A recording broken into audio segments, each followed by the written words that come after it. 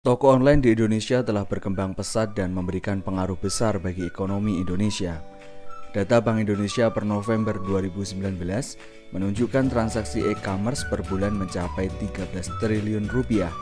Angka tersebut diprediksi akan terus naik karena tingginya tingkat konsumsi masyarakat. Awal mula toko online di Indonesia dimulai pada tahun 1994 saat Indosat menjadi internet service provider pertama di Indonesia sekaligus memberikan koneksi internet bagi seluruh masyarakat. Cikal bakal toko online baru muncul di tahun 1999 saat Andre Darwis mendirikan sebuah forum bernama Kaskus yang juga menjadi forum jual beli. Selanjutnya di tahun yang sama berdiri Bhinneka.com dan Detik.com.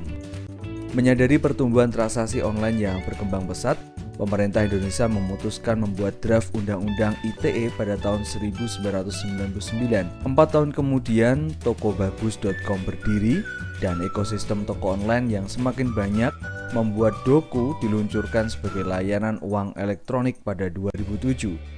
Disusul Tokopedia pada 2009 dan Gojek pada 2010, 2011 Tiket.com dan 2012 Bukalapak, Traveloka dan IDEA. Melihat geliat e-commerce yang luar biasa, pada 2016 pemerintah menggandeng Jack Ma, founder Amazon.com untuk menjadi penasihat e-commerce di Indonesia.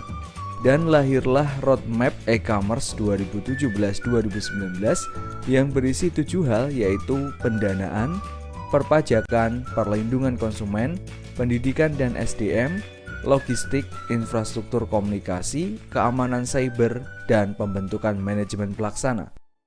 Beberapa e-commerce dengan beragam fitur kemudian juga mendapat suntikan dari luar negeri dengan jumlah yang fantastis, seperti Grab, Tokopedia, Traveloka, Bukalapak, dan Alo Dokter. Hingga kini sudah tidak terhitung ada berapa banyak e-commerce dan layanan uang elektronik yang muncul. Pertumbuhan mereka diprediksi akan terus bertumbuh hingga angka yang sangat tinggi sehingga mendukung bertumbuhnya ekosistem ekonomi digital di Indonesia. Namun setidaknya ada 7 jenis e-commerce yang ada di Indonesia. Yang pertama adalah business to business atau B2B, meliputi semua transaksi elektronik barang atau jasa yang dilakukan antar perusahaan. Umumnya e-commerce dengan jenis ini dilakukan dengan menggunakan EDI atau Electronic Data Interchange dan email dalam proses pembelian barang dan jasa, informasi dan konsultasi atau pengiriman dan permintaan proposal bisnis. Seperti Busy Group ini yang memiliki banyak sekali unit usaha, diantaranya adalah Busy Toko Smart. Yang kedua adalah Business to Customer atau B2C. B2C adalah jenis e-commerce antara perusahaan dan konsumen akhir.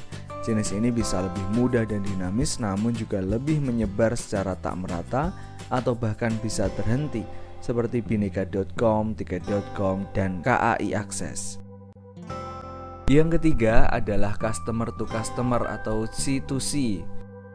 Jenis e-commerce yang meliputi semua transaksi elektronik barang atau jasa antar konsumen. Umumnya transaksi ini dilakukan melalui pihak ketiga yang menyediakan platform online untuk melakukan transaksi tersebut, seperti Lazada, Bukalapak, dan Tokopedia. Yang keempat adalah Customer to Business atau C2B. Jenis e-commerce dengan pembalikan utuh dari transaksi pertukaran atau jual beli barang secara tradisional. Jenis e-commerce ini sangat umum dalam proyek dengan dasar multi sumber daya. Platform umumnya menggunakan jenis e-commerce ini adalah pasar yang menjual foto bebas royalti, gambar, media, dan elemen desain seperti iStockPhoto.com, Wix.com, dan Freepik.com.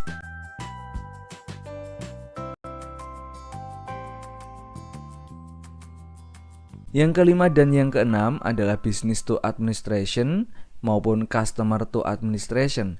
Keduanya sama-sama terkait dengan gagasan efisiensi dan kemudahan penggunaan layanan yang diberikan untuk masyarakat oleh pemerintah, juga didukung dengan teknologi informasi dan komunikasi.